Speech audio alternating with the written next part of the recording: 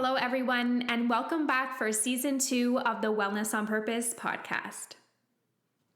Here at the Wellness on Purpose podcast, we appreciate that there is no linear path along one's wellness journey and understand how easy it can be to get caught up in the latest health trends found on social media.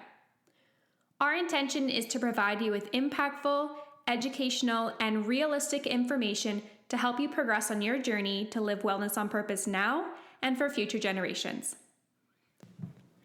Good morning, guys. It's Marissa here. Happy Tuesday. I'm so excited for today because it is the launch of our final episode of Season 2 of the Wellness on Purpose podcast. Today, we are bringing you another amazing practitioner from the Kawartha Care Wellness Center in Lindsay, registered massage therapist, Eric Van Gogh. Without giving you guys too much details from the final episode, some things you can expect as really great takeaways from this episode with Eric would be how a massage therapist could benefit you, the most common ailments that massage therapists treat, how Eric offers a unique approach to each and every single one of his patients. Eric also debunks the biggest myth as a massage therapist, as well as he provides you guys with some amazing, easy to follow, easy to implement, right now tips to help to enhance your wellness journey starting today. So without further ado, let's dive into this final episode of the podcast with Eric Van Gogh. All right. Hello, Eric. Thank you so much for being on the Wellness on Purpose podcast. How are you today? I'm good. Thank you for having me here, Marissa. I'm so excited for our listeners to hear from another amazing practitioner at the Kawartha Care Clinic in Lindsay. We've interviewed many of your other coworkers, and we've had such great feedback from our episodes so far. So this is going to be another amazing addition to this series with Kawartha Care. That's fantastic. So let's just jump right into it. How about you tell our listeners a little bit about yourself and what your area of expertise is? So I'm a registered massage therapist at the Kawartha Care Wellness Center. I've been practicing for about 2.5 years now. I have the advanced diploma in massage therapy from Fleming College, and I also have a Bachelor of Science honors degree from IT Tralee in Ireland for health and leisure with massage. Oh, wow. Yeah, so I got to spend 9 months continuing my education in massage therapy and the health and wellness industry. So why did you do that? For more experience, or did you learn different ailments in this that kind of took your career one step further, or? Yeah, so main reason why I did it was just because in Ontario, there is no undergraduate degree that has the word massage in it. And so having the opportunity through Fleming College to go to Ireland and jump right into the 4th year of a degree program that ended up having massage in it, I thought that might give me a step up on other applicants for jobs when I came back to Ontario looking for a place to work and set my roots. And then, it taught me a little bit more about aquatic therapy. It taught me a little bit more about looking at the human body in a bit more of a holistic approach than in Fleming College. Awesome. So do you specialize in a certain type of massage, or do you work with all different patients? I work with all different patients. I have a very wide range of people that I see, so I wouldn't say I specifically see one certain type of client. Okay. Now, amongst all of the clients that you do see, is there one common ailment that you address with massage therapy? Yeah, probably one of the most common ailments that I see currently would be considered upper cross syndrome, which a lot of people might know as student posture or office posture, where it's the very characteristic shoulders are rolled forward, heads kind of bent down permanently, causing a lot of upper back pain. Okay.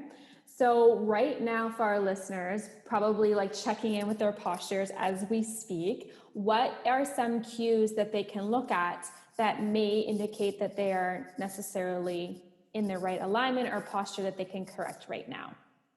Well, if you just try to rock your head back and forth to adjusting your body to kind of remember what it's like to be at the end range motion of the cervical spine, and then trying to go into what you think is a neutral position after that, that's probably the right position you should be in. Okay. So, would you say that everybody could benefit from seeing a massage therapist? Yeah, of course.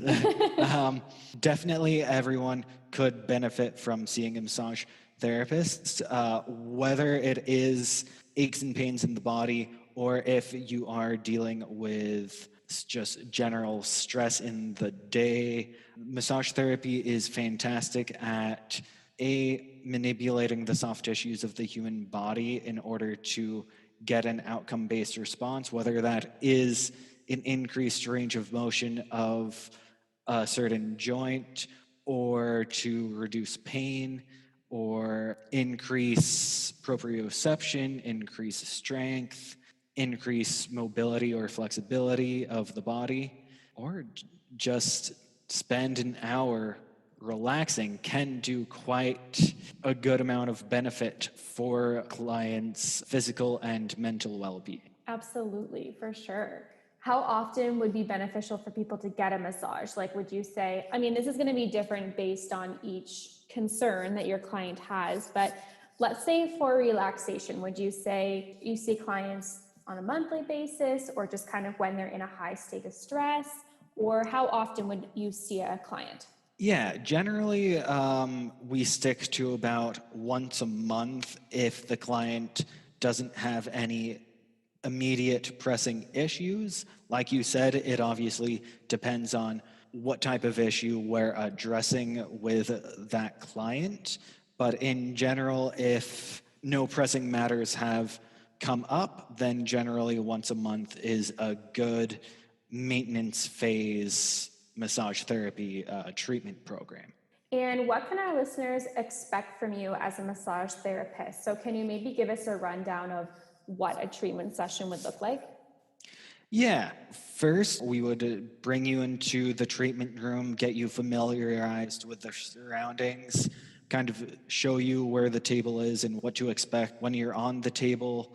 We go through an assessment phase where we just kind of do, an interview to see what's troubling the client, what any aches and pains are, where are they, what characteristics those ailments are, and kind of try to decide what's the best positioning to properly treat all of those ailments. And then we would get you onto the table. While a client's getting on the table, the therapist is out washing their hands, making sure everything's sanitary. And then the therapist would come into the room, work on the specified areas of treatment, and then after the treatment's over, the therapist would leave, wash their hands while the client gets off the table and dressed. And then the therapist would typically come back and check in with the client, see how the client found the massage to go, and then the therapist would recommend any home care or other stretches slash exercises that the client can do at home or right then and there to just further help reach the goals of the client. Okay, great. And I'm assuming from there you would also probably have a good indication maybe when the next follow-up session might be, depending on, what you're working with, if the muscles were tighter, things like that, right? Yeah, after each treatment, I try to give a breakdown of what I found, what areas released well, what areas were still a little stubborn, and what might still have some tension. And then we go from there to see when the client should come back in, whether that's a week from now or a month from now. Right. Okay. And is massage therapy the only modality that you offer, or is there any other type of modalities that you offer besides massage? The modalities of massage that I currently offer would be cupping with massage therapy and then hot stone with massage therapy. And sometimes would you do all three of those modalities in one session, or would you typically keep to either cupping, massage, and then separately would be massage and hot stone massage?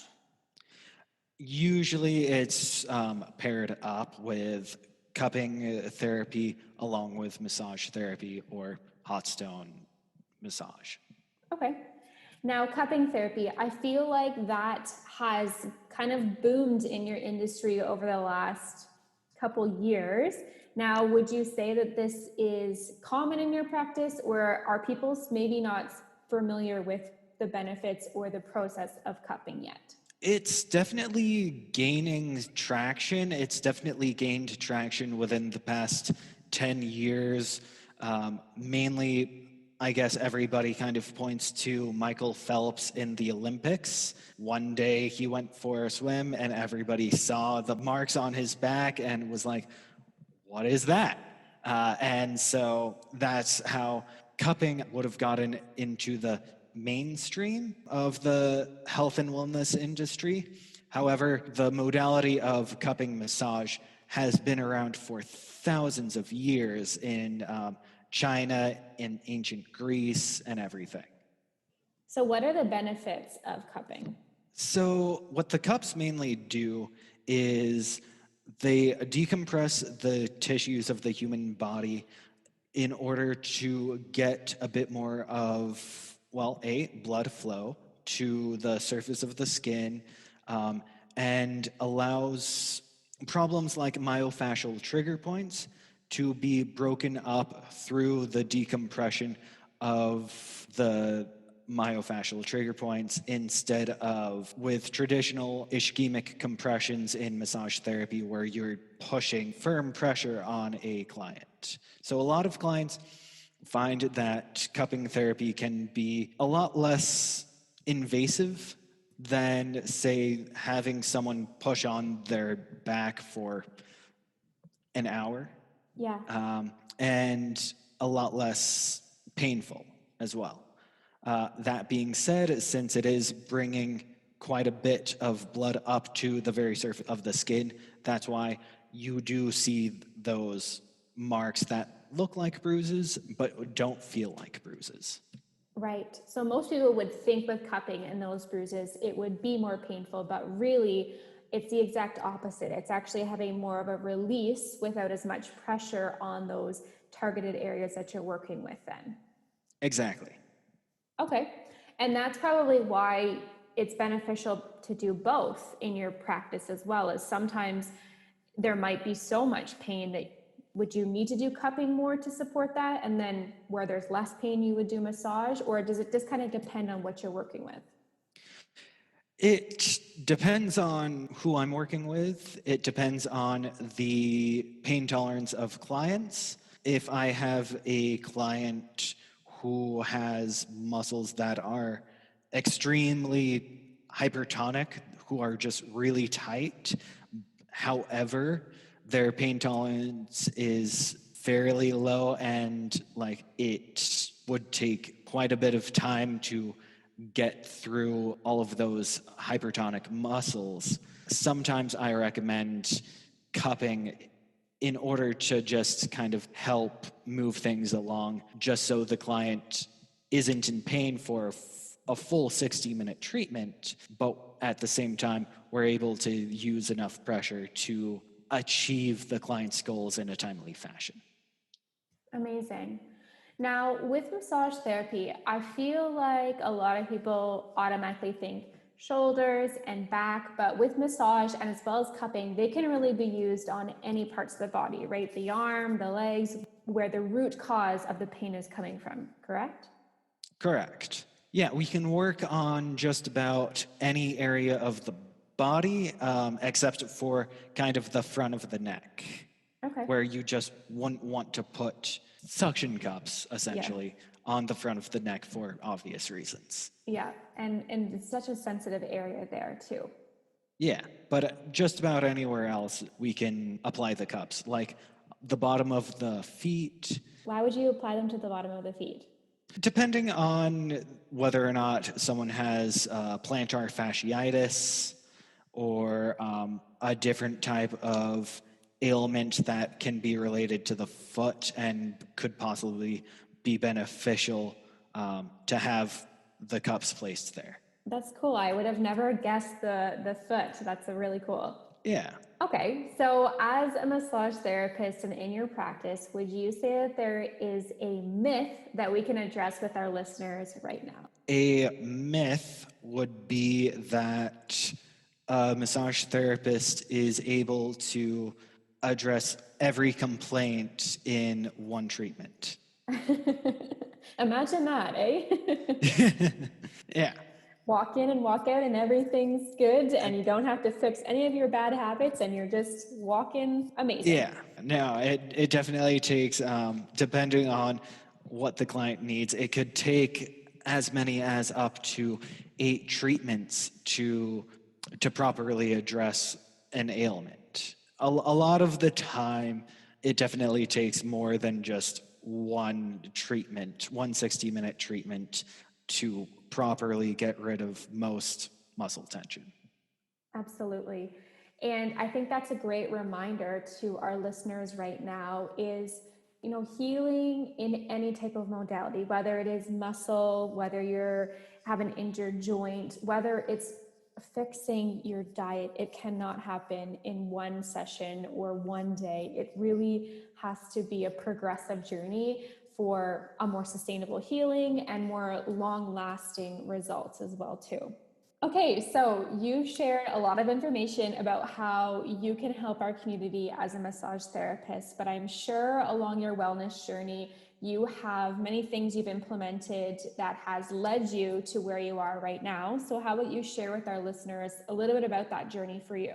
Yeah, so I've always known that health and wellness was important since I was in about grade 10, and I started really pursuing massage therapy as an option of a job, but also kind of understanding how the body works and the anatomy and physiology of how our body breaks down food when we digest things and how different nutrients does different things for our body and the different benefits each nutrient gives. So through school, I just kept on learning about, water is the basis of life, so you should drink that whenever you're thirsty, and it is by far the biggest nutrient humans needs.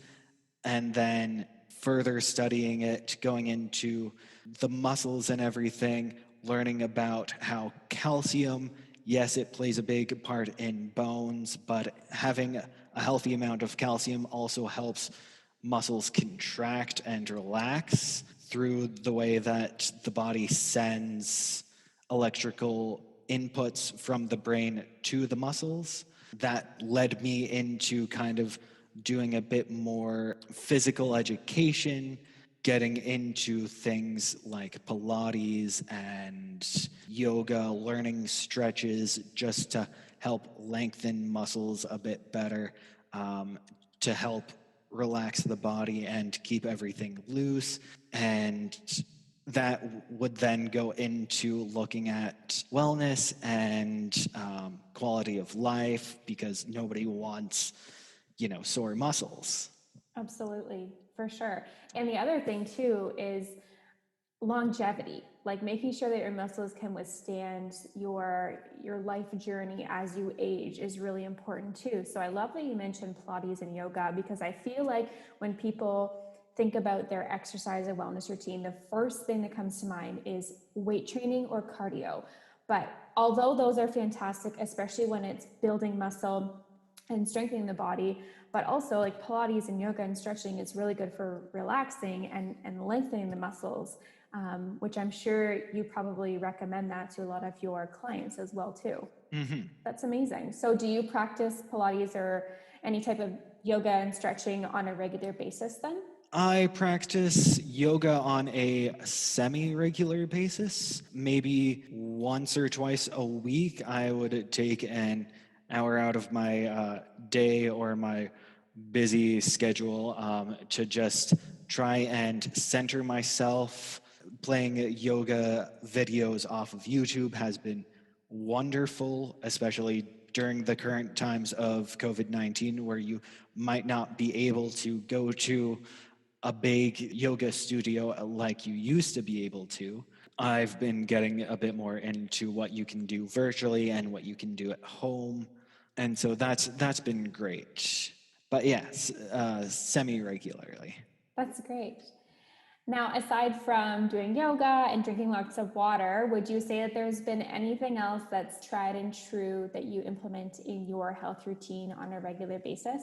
For me personally, I know that, like I said earlier, one of the biggest things that I deal with is people's shoulders being rolled forward. So I myself struggle with the same thing. So I try to stretch out my chest muscles as much as possible by trying to find a doorway and putting your arm up to about a 90-degree angle and then just leaning into the doorway just to get a good stretch in the chest muscles, just to bring the shoulders back and keep the upper body posture of the shoulders aligned and in as much of a neutral position as possible. And also, one of the more important things is just trying to eat a healthy diet to keep my physical and mental wellness up. And, I've found that on Joanne's website, there's a lot of great healthy recipes, like the quiche that you guys have up there, to really help me out whenever I'm kind of not knowing what to cook, or trying to find a new inspiration of how to use ingredients that I stumbled onto at the health food store. I found that the website was very helpful with that. Awesome. Thank you so much for checking out our website. I know we have a couple different people that submit recipes and videos on there, so I'm glad that you were able to use that as a tool for yourself. Okay, Eric, we're at the last question. It's my favorite question to ask everybody on the podcast. You're stuck in an elevator with somebody, you've got several flights. I'm sure you're keeping your distance from them, but you do have the opportunity to talk to them from the point of view of a massage therapist. So what is 3 things that you can give to them to implement into their wellness routine starting today? 3 things, huh? One would be drinking a lot of water. Keeping the muscles hydrated really helps keep the muscles loose and without quite a bit of tension building up. 2, I would say find 2 minutes in your day just to stretch out the muscles that are bothering you the most, whether that be the chest muscles because your shoulders are rolled forward, or the neck muscles by just trying to bring ear down to the shoulder to get a stretch on the opposite side. Definitely just try to stretch the muscles that you find bothering you the most. So I guess lastly, I would say that don't think that any aspect of health can be a quick fix. I love that. It's so true. As much as we wish it could be a quick fix or a quick supplement or a quick magnesium cream or something, it takes longer than just a quick something, right? Exactly. We want that healing journey to make sure that it's longevity that we're reaching as well too. So those are 3 really great tips. So number 1, make sure the muscles are nice and hydrated. Number 2, make sure that you're taking at least 2 minutes, ideally more, to make sure that the muscles are nice and stretched and released in the areas that are causing a problem. And 3, be patient on your journey. Yes. Awesome. That's great. I'm sure our listeners are going to love those suggestions, and they're easy enough to implement, right? Yeah. Awesome.